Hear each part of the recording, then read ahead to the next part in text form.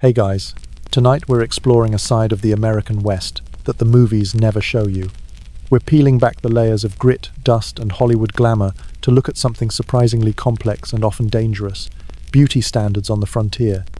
Forget the images of perfectly coiffed saloon girls with flawless complexions or ruggedly handsome cowboys with gleaming white teeth. The truth is, the pursuit of beauty in a world defined by survival was a story of strange concoctions, quiet desperation, and standards so different from our own they might seem like they're from another planet. So, before you get comfortable, take a moment to like the video and subscribe, but only if you genuinely enjoy what I do here. Your support truly helps these stories reach more people who, like you, enjoy a calmer, more thoughtful look at the past. And as always, I'm curious to know where you're tuning in from and what time it is in your corner of the world. It's always fascinating to see our little global community of history lovers and late-night listeners connecting through these journeys. Drop a comment and say hello. Now, dim the lights. Maybe turn on a fan for that soft, steady hum. Find a comfortable position and let your mind drift. We're about to travel back in time, to a place where beauty was not just about appearance, but about resilience, social standing, and sometimes sheer, dumb luck. Congratulations. You've just woken up in the American West, sometime around 1880. The first thing you're aware of isn't the light, but the air. It's thick with the scent of wood smoke, livestock, and the faint, ever-present dust that seems to coat everything. Before you even think about your appearance, you have to face the immediate reality of your surroundings. But let's say for a moment you have the luxury of thinking about beauty. What is it you're supposed to look like? If you're a woman, the ideal is a ghost imported from the parlors of the East Coast and the pages of ladies' magazines like Godey's Lady's Book. This ideal woman is delicate, pale, and fragile. Her skin is like porcelain, untouched by the sun, a sign that she doesn't have to perform manual labor. Her hands are soft and white. Her waist is impossibly small, cinched by a corset into a perfect hourglass. Her hair is elaborately braided and pinned, a crowning glory that speaks of hours of leisure time spent in front of a mirror.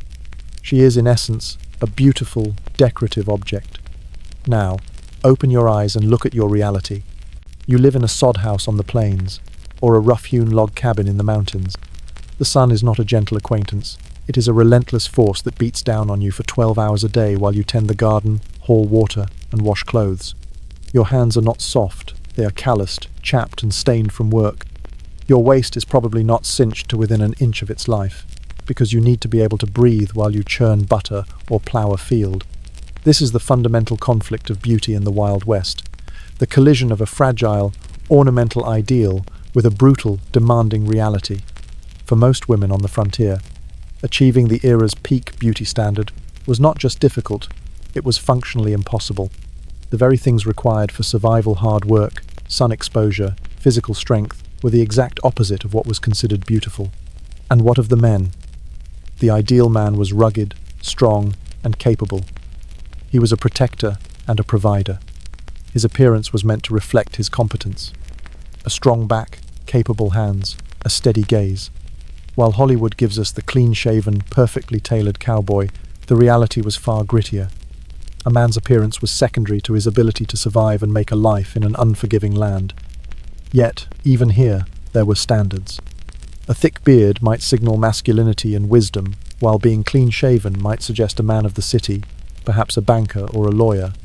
So, you find yourself in a world where the dominant ideas of beauty were often wildly out of sync with everyday life. It was a world of contradictions, where women read about porcelain skin while their own was turning to leather under the prairie sun, and where a man's worth was judged less by the cut of his suit and more by the strength of his will. The pursuit of beauty wasn't about glamour. It was an act of quiet defiance against the overwhelming reality of the frontier. It was about holding on to a piece of a civilized world that felt a million miles away. And it started with the most basic element of all, the daily, losing battle against grime. Let's begin your day. You swing your legs out of your straw-stuffed mattress, the coarse fabric scratching against your skin. Your first thought is not about coffee, but about the simple act of washing your face. Forget your modern bathroom with its gleaming sink and hot running water. Your sink is a simple washstand holding a heavy ceramic pitcher and a wide, shallow basin. The water in that pitcher is cold. Not cool, but bitingly cold, hauled from a well or a nearby creek just yesterday. In the winter, you might have to crack a thin layer of ice on its surface before you can even begin. You pour a small amount into the basin. Water is precious. You can't be wasteful and splash it onto your face. There's no gentle, foaming cleanser. There is one all-purpose weapon against filth: lye soap. This isn't the fragrant, moisturizing soap you know. Frontier soap was typically homemade, a harsh concoction of animal fat, lard or tallow, and lye, which was derived from wood ash. It was brutally effective at cutting through grease and dirt, but it was also incredibly caustic. Lye soap had a pH level that could strip paint. On human skin, it was legendarily harsh. It left your skin feeling tight, dry, and often irritated. The concept of a moisture barrier was non-existent. The goal was to get the dirt off, and if a few layers of skin came with it, so be it. You lather the yellow-brown bar in your hands and scrub your face, neck and hands. This is your morning bath. A full-body immersion was a rare luxury, an event reserved for maybe a Saturday night, and only if you had the time and energy to haul and heat several buckets of water. Most people made do with this daily spill bath at the wash basin. The water in the basin is now a murky grey. You don't dump it. That water will be used again, perhaps by your husband to wash his own face, or to start soaking some laundry. Nothing is wasted. After drying your face on a rough linen towel, you might look for a mirror. Most frontier homes, if they had one at all, possessed a small, warped piece of looking glass, perhaps the size of your hand. The reflection it offered was wavy and distorted, a vague impression of a face rather than a clear image. This lack of clear self-reflection is something we can barely comprehend today. You couldn't obsess over a new wrinkle or a blemish because you could barely see it. Your perception of your own appearance was less about detailed analysis and more about a general feeling: do I look clean? Do I look healthy? This daily ritual, as simple as it was a crucial dividing line between civilized living and succumbing to the grime of the frontier. It was an attempt to impose order and cleanliness on a world that was inherently messy. But the tools they had were crude, and the environment was unforgiving. The constant use of harsh soap and hard water, combined with sun and wind exposure, meant that the ideal of a soft, dewy complexion was a fantasy. For most, beautiful skin simply meant skin that wasn't actively chapped, bleeding, or covered in sores. It was a low bar, but one that was still surprisingly difficult to clear. Now that your face is clean, or at least cleaner than it was, let's consider another fundamental aspect of appearance: how you smelled. In our modern world, we are obsessed with eliminating and masking body odor. We have an arsenal of deodorants, antiperspirants, perfumes, and scented lotions. In the Wild West, the scentscape was entirely different. The baseline smell of the average person was human. A mixture of sweat, wood smoke, dust, and the faint aroma of whatever you did for a living, be it farming, blacksmithing, or cooking over an open fire. Because full-body bathing was infrequent, body odor was a simple fact of life. It wasn't considered the social emergency it is today. When everyone smells, no one stands out. However, that doesn't mean people enjoyed smelling bad. There was a difference between the acceptable odor of honest sweat and the offensive stench of sickness or filth. People did what they could with the limited tools available. The daily wash basin routine helped, as did changing into clean undergarments, though even those were only washed weekly at best. For women especially, there was a desire to smell pleasant, a hallmark of femininity and refinement. But commercial perfumes were a luxury few could afford. A small bottle of French scent could cost a small fortune, and it was more likely to be found in a high-end brothel in San Francisco than in a sod house in Nebraska. So, they improvised. Women would create their own scented waters by steeping flowers like lavender or rose petals in water or alcohol. They might tuck small sachets of dried herbs and flowers into their clothing or drawers to impart a faint, pleasant scent. A common practice was to use scented powders. After washing, a woman might dust her skin with a simple powder made from cornstarch or rice flour, which helped absorb moisture and could be lightly scented with crushed violet root or other dried botanicals. These scents were subtle, personal, and a world away from the powerful perfumes we know today. They didn't project across a room. They were discovered only in close proximity. The goal was not to be overtly perfumed, but to smell clean and subtly floral, a small olfactory rebellion against the omnipresent smells of manure and dust. For men, the expectations were different. The smell of physical labor was often seen as masculine and honest. A man who smelled of horses, leather, and sweat was a man who worked. However, in town or during social occasions, men would also make an effort. A splash of bay rum, a popular and relatively inexpensive astringent, could serve as a primitive aftershave and deodorant. Some barbershops offered scented hair tonics or pomades that would give a man a clean and respectable smell. But the most pervasive smell, the one that clung to everyone and everything, was smoke. Homes were heated by wood or coal fires, often with poor ventilation. Cooking was done over open flames.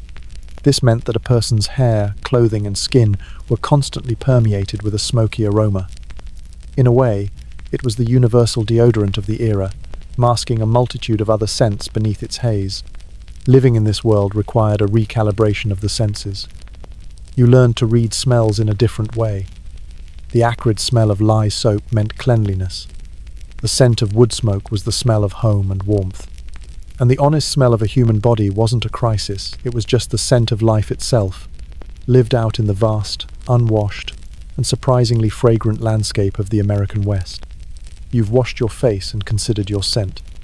Now you might run your tongue over your teeth. What do you feel? In an era before modern dentistry, the state of the average person's mouth would be horrifying to us today. A beautiful smile, as we understand it straight, white, and complete, was so rare as to be almost non-existent for the common person. Oral hygiene was rudimentary at best. The toothbrush, while invented, was not a common household item. People who did clean their teeth often used a toothstick, a small twig, often from a willow or birch tree, frayed at the end to create a primitive brush. They might also use a rag dipped in salt or soot to rub their teeth, an abrasive method that did more harm than good in the long run. Tooth powders existed, but they were often homemade and of questionable efficacy. A common recipe might involve powdered chalk, charcoal, or even crushed cuttlefish bone. These powders could scrub away some surface stains, but they did nothing to fight the underlying cause of decay. A diet heavy in starchy, often tough foods, and a complete lack of preventative care. The frontier diet was monotonous. It consisted heavily of things like hard biscuits, salted pork, beans, and cornmeal. Fresh fruits and vegetables, the things we now know are crucial for gum health, were seasonal luxuries. This led to widespread nutritional deficiencies, including scurvy, which famously causes gums to bleed and teeth to loosen and fall out. Even when scurvy wasn't a problem, the constant wear and tear on teeth from a gritty, tough diet was immense. As a result, toothaches were not an occasional annoyance. They were a chronic, debilitating feature of life. A throbbing molar could incapacitate a grown man for days. And what were your options for treatment? There was no gentle dentist to give you a root canal. Your choices were grim. You could try folk remedies. A poultice of hops or a wad of tobacco might be pressed against the aching gum. Some swore by a drop of clove oil, one of the few remedies that actually had some anesthetic properties. But these were temporary fixes. When the pain became unbearable, the only real solution was extraction. And this wasn't a sterile, professional procedure. The person pulling your tooth was often the local blacksmith or the town barber. These barber surgeons used the same tools for cutting hair, shaving beards, and yanking teeth. The instrument of choice was the dreaded tooth key, a terrifying metal device that clamped onto the tooth and allowed the operator to twist it out with brute force. There was no anesthetic, save for a large swig of whiskey for both you and the barber. The sound of a tooth cracking, the feeling of the root being ripped from the jawbone, was an agony that people faced with a mixture of terror and resignation. Given this reality, people held onto their teeth for as long as they could, no matter how rotten or painful. By their 30s, many frontier settlers, both men and women, were missing several teeth. Gaps in a smile were not a source of shame, but a common, expected part of aging. Halitosis, or bad breath, was a universal problem that no one had a solution for. So, what was a beautiful mouth in the Wild West? The standards were, by necessity, much lower. A full set of teeth, even if they were yellowed or crooked, was a sign of youth and good fortune. For older individuals, simply having enough teeth to chew tough bread was considered a victory. False teeth did exist, carved from ivory or porcelain, but they were expensive, uncomfortable, and reserved for the wealthy in eastern cities. On the frontier, you simply learned to live with the gaps. The impact on appearance was profound. Missing teeth could lead to a sunken, aged look even in young people. It affected how you spoke, how you ate, and how you smiled. The wide, beaming grin of a modern photograph was a rarity. In surviving portraits from the era, subjects often have a grim, tight-lipped expression, partly due to long exposure times, but also, perhaps, to hide a mouth that had already lost its battle with the harsh realities of frontier life. After confronting your teeth, your attention might turn to your hair. For a Victorian-era woman, hair was her crowning glory. It was a powerful symbol of femininity, health, and social status. Long, thick, lustrous hair was the ultimate beauty asset, but on the frontier, this crowning glory was often a heavy, troublesome burden. The ideal hairstyle, as depicted in magazines, was incredibly elaborate. It involved complex braids, twists, and curls, all swept up into intricate updos that sat high on the head. This wasn't just about fashion, it was about propriety. A respectable woman did not wear her hair down in public. It was considered immodest, almost wild. A woman's hair was to be tamed, controlled, and elegantly arranged. Now, imagine trying to achieve this in a log cabin with no running water and a million other chores to do. The process was a monumental undertaking. First, washing your hair was a major event. It required hauling and heating water, using the same harsh lye soap you used for everything else, and then waiting for hours for the thick tresses to air dry. For this reason, women washed their hair as infrequently as possible, perhaps once a month, or even less in the winter. Between washes, how did they keep it looking presentable? The answer was vigorous, daily brushing. Women were encouraged to brush their hair for 100 strokes each night. This was thought to distribute the scalp's natural oils, sebum, down the hair shaft, which would clean it and give it a natural shine. In reality, it mostly just moved the dirt around and provided a good workout for your arm. To manage the grease and odour that inevitably built up, women used dry powders like cornstarch or arrowroot, much like a modern dry shampoo. They would dust it through their roots to absorb oil and then brush it out, taking some of the grime with it. And what about styling? Those elaborate updos were held in place with a formidable number of hairpins made of bone, tortoiseshell, or metal. Curling irons existed, but they were simple metal tongs that you would heat directly in the embers of the fire. It was a dangerous game of guesswork. A few seconds too long, and you would singe your hair off, filling the cabin with the awful smell of burnt protein. For most frontier women, the daily reality was a much simpler, more practical version of the ideal. Hair was usually parted in the center and pulled back into a simple, tight bun or a thick braid to keep it out of the fire, the cooking pot, and the machinery of daily life. The elaborate magazine styles were saved for very special occasions, like a Sunday church service or a rare town dance. But the biggest challenge wasn't styling, it was pests. Lice were a constant democratic plague. They thrived in the unwashed, tightly packed hairstyles of the era. A woman could spend hours with a fine-toothed comb, painstakingly picking nits from her own hair and her children's. It was an itchy, embarrassing, and never-ending battle. Folk remedies abounded, from dousing the scalp in kerosene, incredibly dangerous, to rinsing with vinegar or applying a paste of larkspur. For men, hair was simpler but still carried social signals. While the earliest cowboys were often clean-shaven, by the post-Civil War era, beards and mustaches became symbols of masculinity and authority. A full, well-kept beard could make a young man look older and more respectable. Styles ranged from the grand, flowing beards of patriarchs to the flamboyant, waxed moustaches of town dandies and gamblers. Like women, men rarely washed their hair. They relied on pomades, greasy substances made from bear fat or petroleum jelly to style it and keep it in place. These pomades gave hair a slick, wet look, and also, unfortunately, attracted a great deal of dust. In a world without modern shampoos, conditioners, and styling products, hair was a constant project. For women, it was a symbol of their femininity that had to be painstakingly maintained against overwhelming odds. For men, it was a signifier of their place in the world. But for everyone on the frontier, hair, like every other aspect of their appearance, was a testament to the daily struggle between an imported ideal and a deeply challenging reality. In the 19th century, no aspect of female beauty was more important than the complexion. A pale, luminous, and flawless face was the ultimate sign of a lady. It was more than just an aesthetic preference, it was a powerful class signifier. A pale complexion advertised to the world that you were a woman of leisure, one who did not have to toil under the sun. It meant you were delicate, refined, and lived a life of indoor domestic grace. This ideal, born in the drawing rooms of Europe and the American East, was a particularly cruel standard to impose upon the women of the West. The frontier was a world lived outdoors. A woman's daily life involved gardening, tending to livestock, hauling water, and doing laundry under a vast, unforgiving sky. The sun was not an enemy to be avoided. It was a simple, unavoidable fact of life. Freckles, tans, and sun-reddened skin were therefore not seen as signs of a healthy, active lifestyle. They were marks of a lower class, signs of a woman who engaged in manual labor. Magazines and beauty manuals of the era were filled with advice on how to achieve and maintain a lily-white complexion. The lengths to which women would go to protect their skin were extraordinary. The first line of defense was avoidance. A respectable woman would never be seen outdoors without a hat.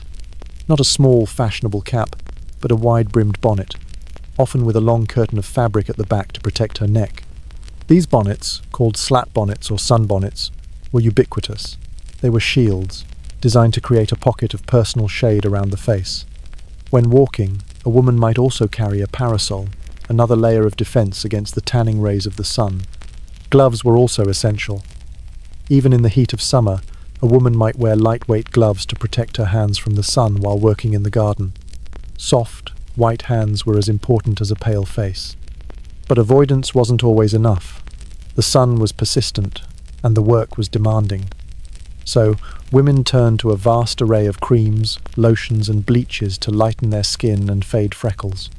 These concoctions were often homemade, using ingredients from the kitchen or garden. A common remedy for sunburn was a soothing application of buttermilk or cucumber juice. To bleach freckles, women would apply lemon juice or a paste made from horseradish. For those with access to a town or a mail-order catalogue, a world of commercial complexion aids opened up. These products came with grand promises, sold in ornate little jars and bottles. Lotions like Hagen's Magnolia Balm or Laird's Bloom of Youth promised to render the skin pearly white and transparently beautiful. What was in these miracle potions? It was a frightening and unregulated pharmacy of ingredients. Many skin-lightening creams contained toxic substances like mercury or lead. These heavy metals did indeed lighten the skin by inhibiting melanin production, but they also caused horrific long-term damage. Mercury could lead to neurological damage, kidney failure, and disfiguring scars. Lead, a known poison, would be absorbed through the skin, leading to a host of health problems. A woman, in her desperate attempt to achieve the ideal of a pale, delicate complexion, might be slowly poisoning herself. She might notice her skin becoming smoother and whiter at first, only to later suffer from tremors, tooth loss, or a greyish, lifeless pallor that no amount of cream could hide. The irony was brutal.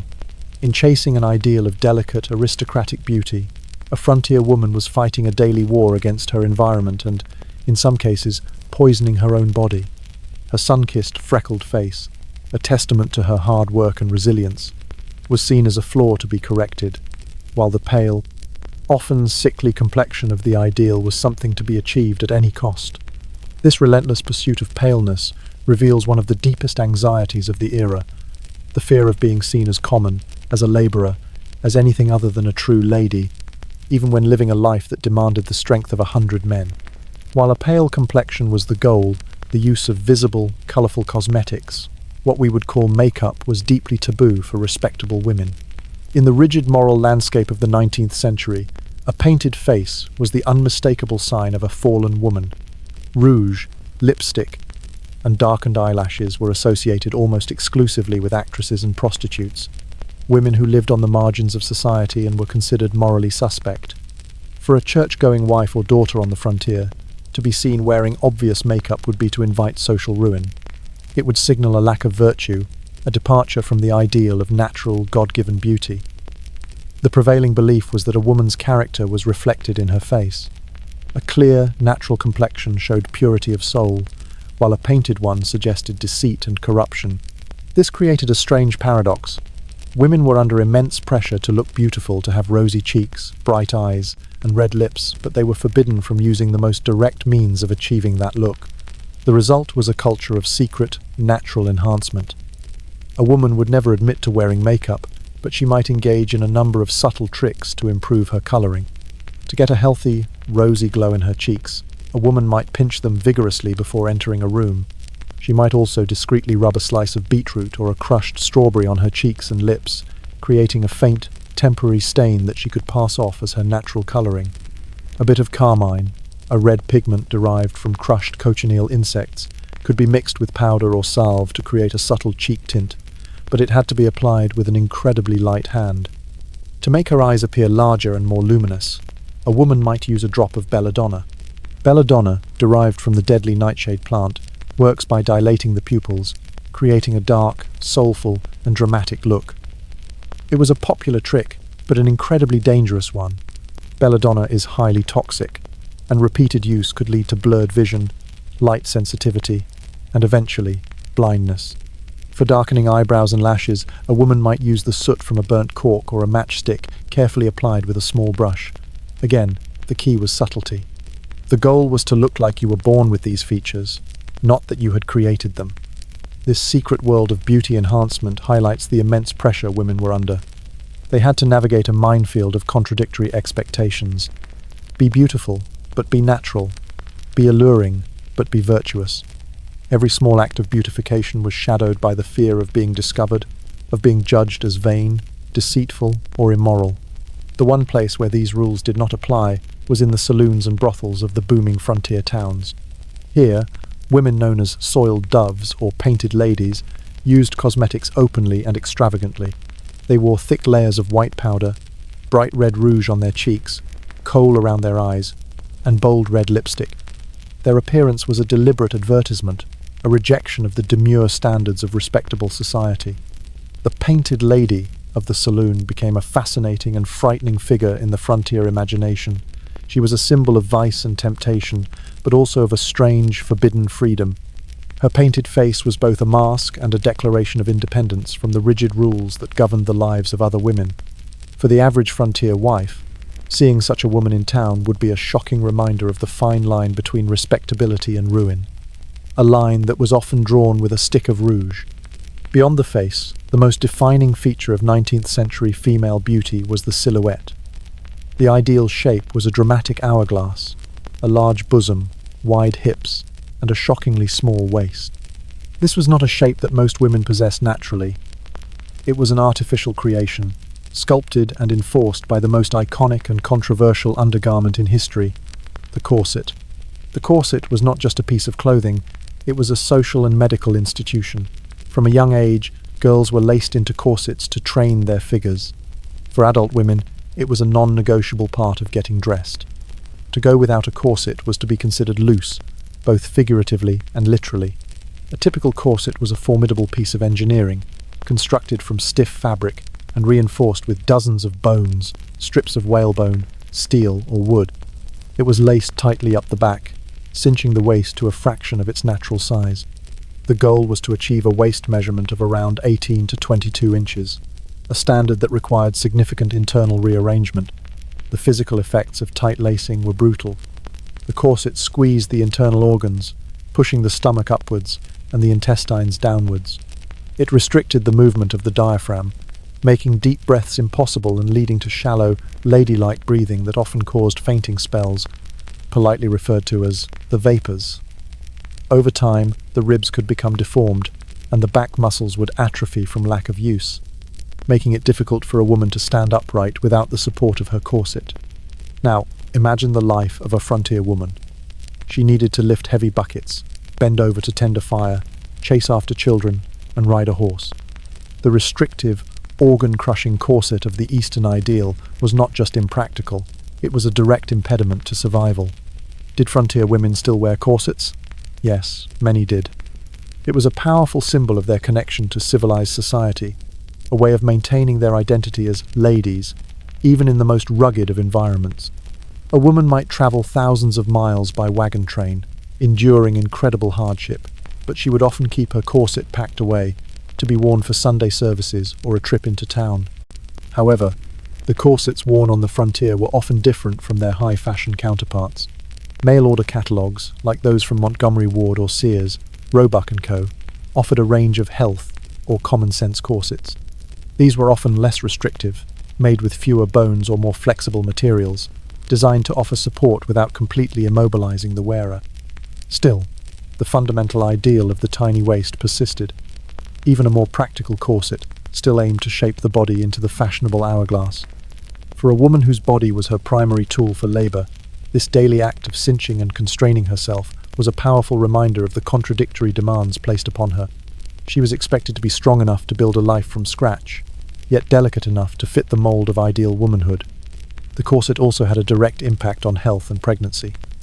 Doctors of the era debated its effects, with some claiming it provided necessary support and others warning of the damage it caused.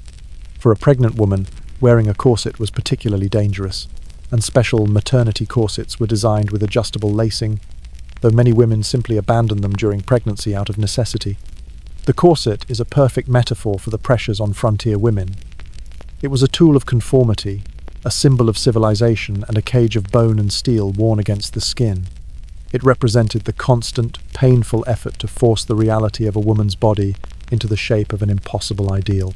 If the corset, with its rigid stays of whalebone and steel, shaped the physical form of the 19th century woman, it was the clothing worn over it that told the true, unvarnished story of her daily life.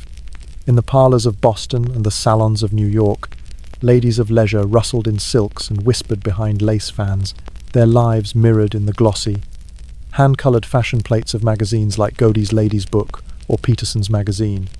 These publications depicted an idealized femininity, women as decorative objects, draped in elaborate gowns with dramatic bustles, cascading ruffles, and intricate pleating, their forms constructed from yards upon yards of expensive, imported fabric.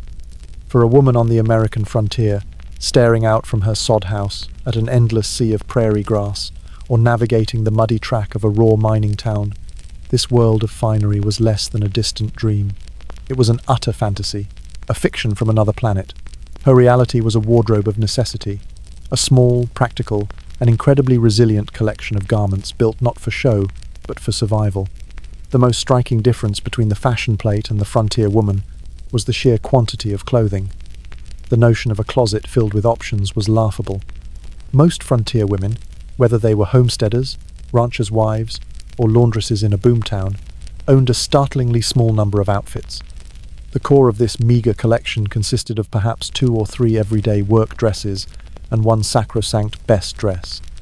The best dress was the garment of milestones and reverence, reserved strictly for Sunday church services, weddings, funerals, and perhaps the rare Christmas or 4th of July celebration.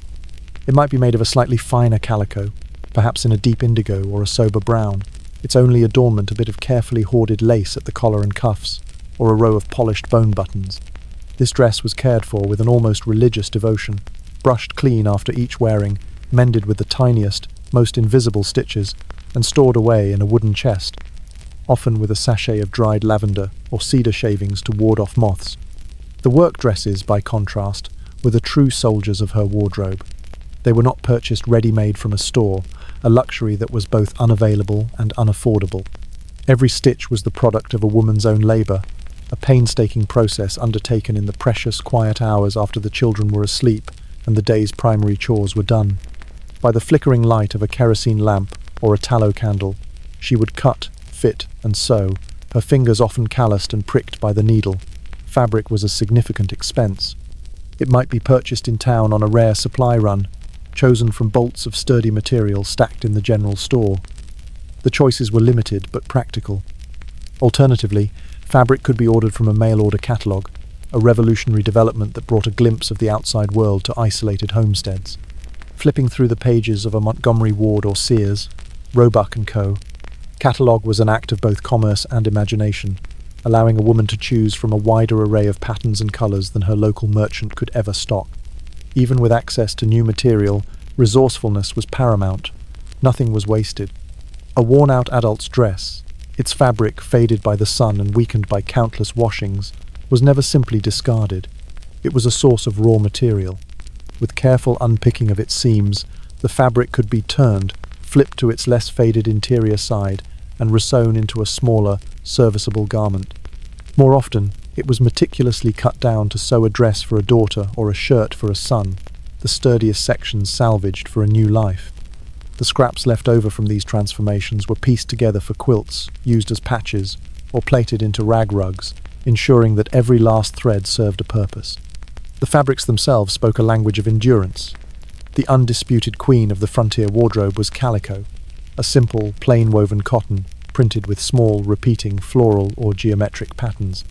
Its popularity stemmed from its affordability, its relative softness after a few washes, and the cheerful disposition its colourful patterns brought to a life often marked by monochrome hardship.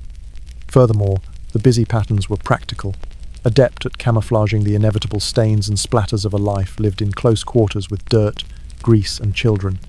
Gingham, with its distinctive woven checkered pattern, was another common and beloved choice, sturdy and crisp. For the most demanding tasks and for winter wear, women relied on heavier, more rugged materials. Homespun, a coarse fabric made from wool or linen yarn spun at home, was the epitome of durability. It was often scratchy and rough against the skin, but it provided incredible warmth and could withstand decades of abuse. Linsey woolsey, a fabric with a linen warp and a woolen weft, combined the strength of linen with the warmth of wool and was a common staple. The soft, delicate silks, whispering taffetas, and plush velvets of high fashion remained an impossible dream, their textures and sheens belonging to the world of the fashion plates, not the world of mud, wind, and work. The design of a work dress was dictated entirely by function, a stark departure from the fashion-driven silhouettes of the era. Modesty and protection were key. The neckline was invariably high, and the sleeves were long, ending in a snug cuff. This design served a dual purpose. It adhered to the strict Victorian moral codes of covering the body, but more importantly, it shielded a woman's skin from the relentless sun, the biting wind, and the constant threat of insect bites. The bodice was fitted to the torso, following the lines of the corset beneath, but was cut with more ease than a formal gown to allow for the bending, lifting, and stretching required by her endless chores. The skirt, however, was a feature of profound inconvenience. A holdover from prevailing Victorian modesty, it was long, often brushing the ankles or the floor, and cut full to accommodate one or more petticoats. While this fullness allowed for a free stride, the length was a constant nuisance and a genuine hazard. Skirts dragged through the dust of the yard and the mud of the spring thaw, collecting a fringe of dirt, burrs, twigs, and animal waste. Around the open hearth of a cabin or a wood-burning stove, a trailing hem posed a serious and terrifying fire hazard, with a single stray ember capable of turning a woman into a human torch. To manage this cumbersome feature, women developed practical adaptations. While performing heavy chores like slopping hogs or scrubbing floors, they would often hoist their skirts and tuck the hems securely into their waistbands, or use pins to hitch them up out of the way, revealing sturdy work boots and thick stockings beneath a shocking sight by urban standards, but a mark of common sense on the frontier. Beneath this practical outer layer existed a complex and often uncomfortable world of undergarments. Next to her skin, a woman wore a chemise, a simple, sleeveless shift usually made of linen or cotton, which served to absorb sweat and protect the more expensive corset and dress from bodily oils. Over the chemise went the corset. While less aggressively constricting than the most extreme high-fashion models, the frontier corset was still a formidable garment, designed to provide support for the back during heavy labour and enforce the socially mandated hourglass figure. Over the corset, a woman would wear one or more petticoats, typically made of cotton or flannel, which provided warmth and gave the skirt its proper shape and volume. This entire ensemble chemise, corset, petticoats and dress was worn daily, even in the sweltering, humid heat of a prairie summer. The layers were heavy, they trapped heat, and they restricted movement, a constant, cumbersome burden in a life that demanded physical freedom. Perhaps the single most indispensable garment a frontier woman owned, however, was not her dress, but her apron. The apron was the iconic multi-tool of female domesticity, a simple piece of cloth that served 100 different purposes. Tied at the waist, its primary function was to protect the dress beneath from the endless onslaught of stains, flour from baking, grease from the skillet, berry juice from canning, dirt from the garden, but its utility went far beyond protection. It could be used as a makeshift pot holder to grab a hot skillet from the stove, or folded into a basket to carry eggs in from the henhouse or vegetables from the garden patch. It served to wipe sweat from a brow on a hot day or to dry a child's tear-streaked face. Waved in the air, It could signal to men in the fields that dinner was ready. For a shy child, it was a hiding place to cling to, and in a pinch, a clean apron, hastily slipped on over a soiled work dress, could render a woman presentable enough for an unexpected visitor, be it the preacher or a neighbour stopping by. The reason for protecting the dress so fiercely was rooted in one of the most dreaded chores of frontier life: laundry. The weekly wash day, often called the horrors of wash day, was a monumental, all-day, back-breaking ordeal. The process began at dawn with the hauling of gallons upon gallons of water, bucket by heavy bucket, from a well, creek, or cistern. This water had to be heated over an open fire or on the stovetop in a large copper boiler. Clothes were scrubbed by hand on a grooved washboard, a process that rubbed knuckles raw, using harsh homemade lye soap derived from animal fat and wood ash, a caustic substance that was brutal on both skin and fabric. After scrubbing, the clothes were boiled to sanitize them, fished out of the scalding water with a long stick, rinsed in more hauled water, and then wrung out by hand. Wringing the water from heavy wool trousers or thick cotton sheets required immense upper body strength. Finally, the laundry was hung on a line to dry, where it was at the mercy of sudden rainstorms, dust devils, and birds. Given this colossal effort, it is no surprise that clothes were washed as infrequently as possible. A woman might wear the same work dress for a week or more, and men's work clothes were worn until they could practically stand on their own before they were subjected to the ordeal. For the men of the frontier, the wardrobe was just as limited and starkly practical. The iconic image of the American cowboy, resplendent in clean, fringed buckskin, a perfectly creased Stetson, and slim-fitting denim is largely a fantasy concocted by dime novels and, later, by Hollywood. The reality for the typical farmer, miner, ranch hand, or blacksmith was far grittier. Like his wife, a man usually owned 2 sets of clothes, his rugged, sweat-stained work clothes, and a single set of Sunday best for town, church, or dances. Work clothes were chosen for their sheer indestructibility. Trousers were made of heavy canvas, wool, or the increasingly popular copper-riveted denim made famous by Levi Strauss, which proved exceptionally resistant to tearing and abrasion. These trousers were held up not by belts, which were not yet in common use for workwear, but by sturdy suspenders, braces, that distributed the weight more comfortably during a day of physical labor. Shirts were simple, loose-fitting, and often made of wool. While itchy, wool had the singular advantage of retaining its insulating properties even when wet, a crucial feature for anyone caught in a rainstorm or working up a heavy sweat in the cold.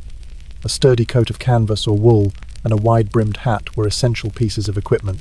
The hat was not a fashion accessory but a vital tool, providing shade from the blistering sun, protection from rain and snow, and, in a pinch, a bucket to water a horse. Like the women, men wore their clothes into the ground, patching them with scraps of leather or canvas until the original fabric was barely visible. In this world, governed by the rhythms of the sun, the seasons, and the unrelenting demands of the land, fashion was a foreign and largely irrelevant concept. Clothing was not a medium for self-expression or a marker of social status in the way it was back east. It was functional, a uniform for a life of hard labor, and a shield against the elements. Its value was not found in the elegance of its cut or the vibrancy of its color, but in its fundamental integrity. The beauty of a garment was not in its frills, but in its durability. A well-sewn seam that would not rip under strain, a sturdy patch that gave a pair of trousers another year of life, a fabric that could withstand 100 brutal washings. These were the qualities that were truly prized. The clothing of the frontier, worn, mended, and remended, was a testament to the resilience of those who wore it, its very fibers imbued with the story of their struggle and their endurance. It is a profound mistake to imagine the Wild West as a homogeneous world of white settlers. The frontier was a vibrant, often contentious meeting ground of cultures, and each brought its own unique standards of beauty and adornment. These standards often stood in stark contrast to the dominant Anglo-American ideal, creating a complex tapestry of appearance and identity. For the many Mexican and Tejano communities in the Southwest, whose presence predated American expansion by centuries, beauty ideals were a blend of Spanish heritage and indigenous tradition. Women often prized long, dark, braided hair, sometimes woven with colorful ribbons. The use of cosmetics, while still subtle for respectable women, was not as deeply taboo as it was in Anglo society. A touch of powder or a hint of color might be used without inviting moral condemnation. Traditional clothing, with its vibrant embroidery and flowing skirts, celebrated colour and craftsmanship in a way that the drab, practical garments of many Anglo settlers did not. For the countless Native American nations, beauty was not a static concept, but a dynamic expression of spiritual and social identity. It was deeply intertwined with ceremony, status, and connection to the natural world. Adornment was an art form. Intricate beadwork, quillwork, and jewellery made from shell, bone, and later, silver, were not mere decorations. They told stories, signified tribal affiliation, and held spiritual power. Hairstyles were incredibly significant and varied widely from tribe to tribe.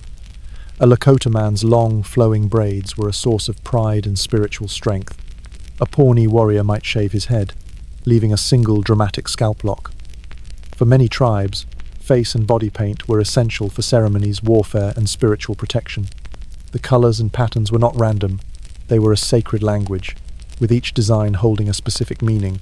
These practices, so rich with cultural significance, were often viewed with fear and suspicion by white settlers, who dismissed them as savage or heathenish.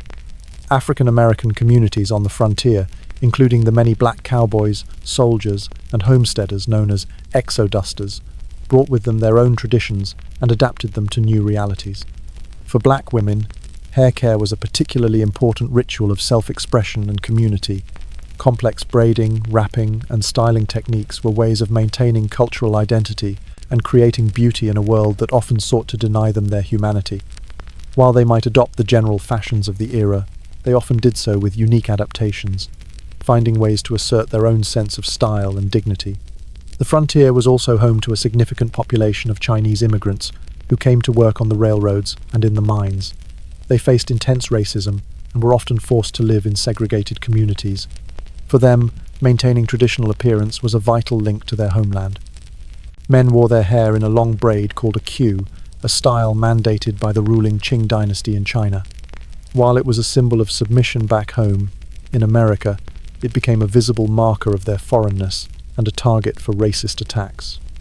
In this melting pot of cultures, beauty was a battlefield. The dominant Anglo culture often judged other standards as inferior or uncivilized. Yet, these diverse communities fiercely held onto their traditions of adornment as a form of resistance, a way of saying, "We are here. We have our own history, our own sense of beauty, and we will not be erased." The true face of the Wild West was not one singular ideal, but 1,000 different faces, each telling a unique story of survival, identity, and the enduring power of beauty to define a people. In a society where survival often depended on partnership, marriage was the most important economic and social contract a person could enter. And within this high-stakes market, a woman's appearance, her beauty, played a complex and often contradictory role. On the one hand, the frontier was a practical place. A man looking for a wife was often looking for a partner in labour. Could she run a household? Could she cook, sew, garden, and raise children? Was she strong, healthy, and resilient? These practical skills were paramount. A beautiful but helpless woman was a liability that few frontier men could afford. A plain-looking woman who was a hard worker and had a robust constitution was often seen as a far greater catch than a delicate beauty who couldn't survive a harsh winter. However, human nature is not purely practical. Beauty still held immense power. In the lonely and often brutal world of the frontier, a pretty face, a graceful figure, or a charming smile could be a source of joy and comfort, a reminder of the gentler side of life. A man might praise his wife's skill with a plough, but he would also write in his diary about the beauty of her hair in the firelight. The role of beauty was also heavily influenced by demographics.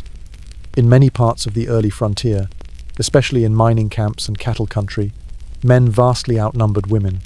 This scarcity gave women a degree of social power they might not have had back east. When there were 10 men for every eligible woman, even a woman considered plain by conventional standards would have no shortage of suitors. In this context, a woman's character, her resilience, and her simple presence were often more attractive than any particular physical feature. As settlements grew and became more established, however, the marriage market began to look more like its eastern counterpart. Social hierarchies developed. A man with a successful ranch or business might look for a wife whose beauty and refinement could signal his own rising status. In these more civilized towns, a woman's ability to play the piano, speak French, or dress fashionably could become as important as her ability to bake bread. For a young woman on the frontier, navigating these expectations was a delicate balancing act. She had to project an image of being both capable and beautiful, strong and feminine. Her appearance was a resume. Her healthy, clear skin suggested she was not sickly. Her sturdy, capable hands, even if she tried to keep them soft, showed she was not afraid of work. Her modest dress and neatly arranged hair signaled her virtue and respectability. Courtship rituals were formal and often conducted under the watchful eyes of family and community. A young man would not simply ask a girl out. He would ask permission to call on her at her family's home. They would spend time together in the parlor, perhaps playing cards, singing songs, or simply talking. Public events, like church socials, barn dances, and holiday picnics, were crucial opportunities for young people to meet and assess potential partners. In this public theatre of courtship, appearance was the first impression. A young man might be drawn to a woman's pretty smile, but he would also be taking note of the quality of her dress. Was it neat and well-mended? Her posture, was she healthy and strong? And her general demeanour. For a woman, a man's appearance was also a set of clues. Did his clothes suggest he was a man of some means? Did his physical build indicate he was a hard worker? Ultimately, for most people on the frontier, a successful match was a blend of attraction and pragmatism. Beauty was a desirable asset, but resilience was essential. The ideal partner was someone who could not only capture your heart, but could also help you survive the next drought, the next blizzard, the next hardship in a land that offered no guarantees. We live in a culture obsessed with preserving youth. We have endless anti-aging creams, cosmetic procedures, and a belief that one can, and should, look young for as long as possible. The Wild West had a very different relationship with age. On the frontier, youth was a fleeting, fragile thing, and the passage of time was etched onto the human body with unforgiving speed. The harsh realities of frontier life aged people prematurely.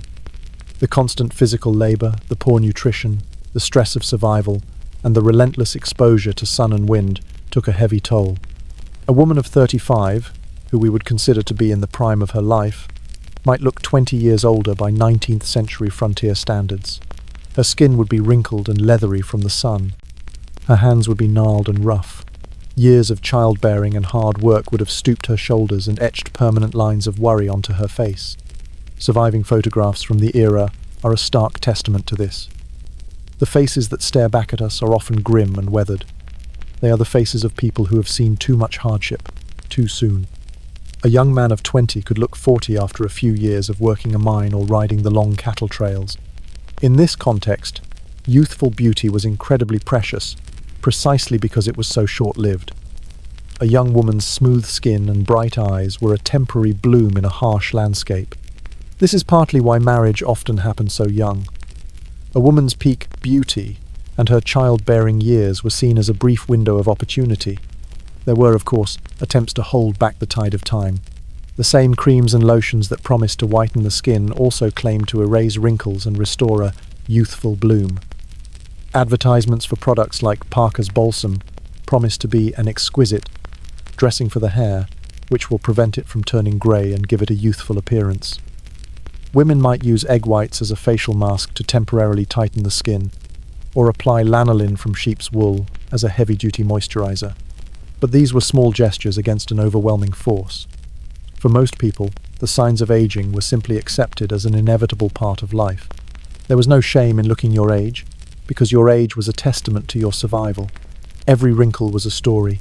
Every grey hair was a mark of experience. As people aged, their social value often shifted from physical attractiveness to other qualities. An older woman was no longer judged on her beauty, but on her wisdom, her skills as a midwife or a healer, and her role as the matriarch of a family. An older man was respected for his experience, his knowledge of the land, and the legacy he had built. This is not to say that the loss of youth was not mourned. In a society that still prized female beauty, watching one's appearance fade could be a source of quiet sorrow for many women. But the relentless demands of daily life left little time for such vanities. Survival was the primary concern.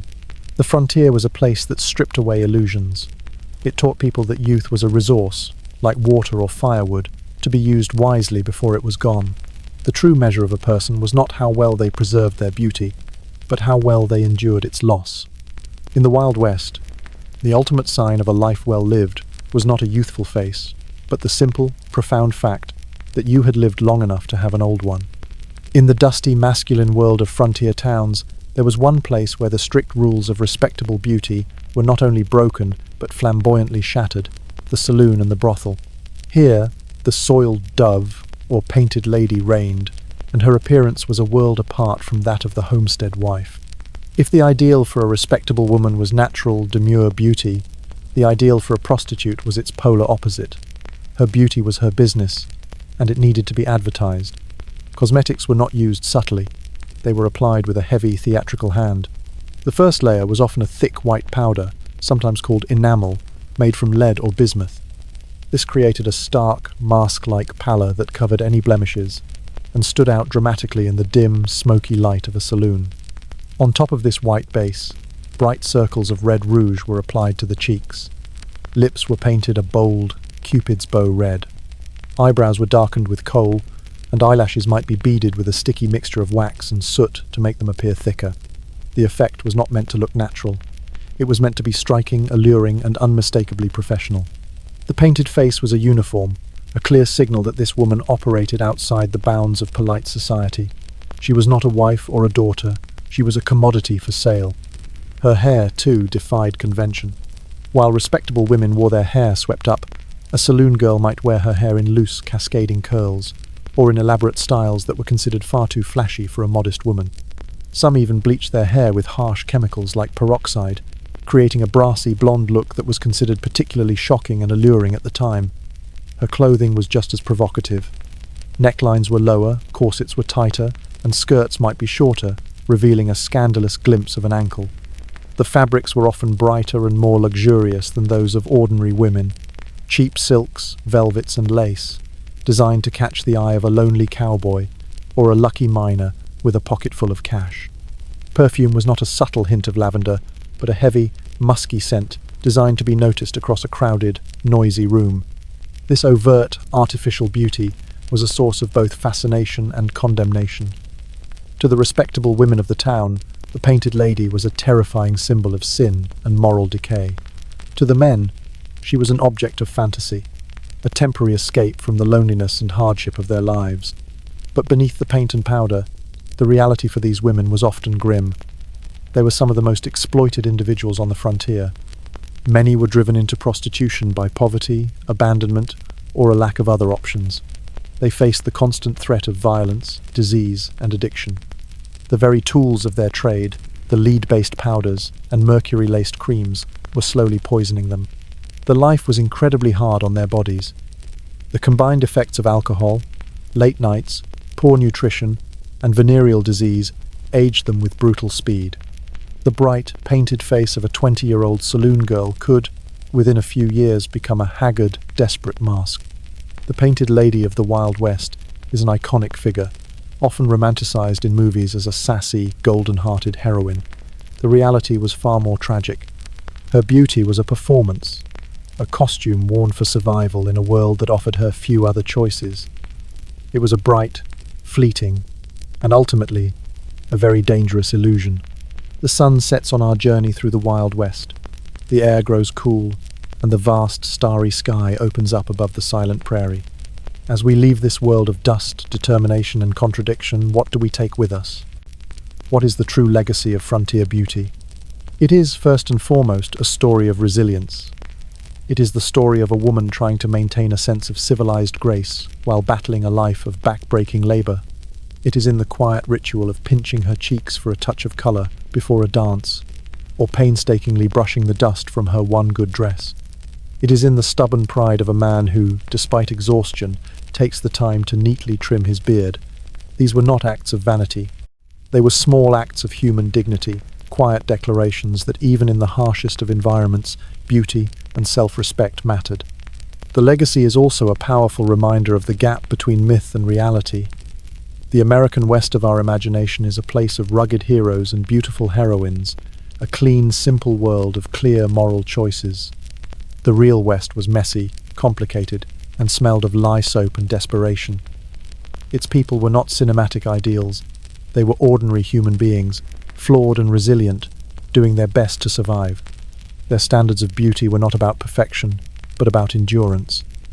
A healthy body, a full set of teeth, skin that had not yet been ruined by the sun, these were the true luxuries. Finally, the story of frontier beauty reveals the origins of some of the most enduring American ideals. The concept of natural beauty, the idea that a woman is most beautiful with minimal artifice, has deep roots in the frontier experience, born from a world where elaborate cosmetics were both impractical and socially suspect. The ideal of rugged masculinity, the man whose weathered face and calloused hands are a sign of his strength and character, is a direct descendant of the frontier provider. Tonight, as you settle into the comfort of your modern world, with its soft sheets, clean water, and endless array of lotions and potions, take a moment to remember them. The women who saw beauty in a well-darned sock and the men who saw it in a field cleared by hand. The people who understood that true beauty wasn't something you applied to your face, but something you forged in your soul. It was the beauty of a spirit that could not be broken by hardship, a quiet strength that took root in the unforgiving soil of the American West and somehow, against all odds, managed to bloom.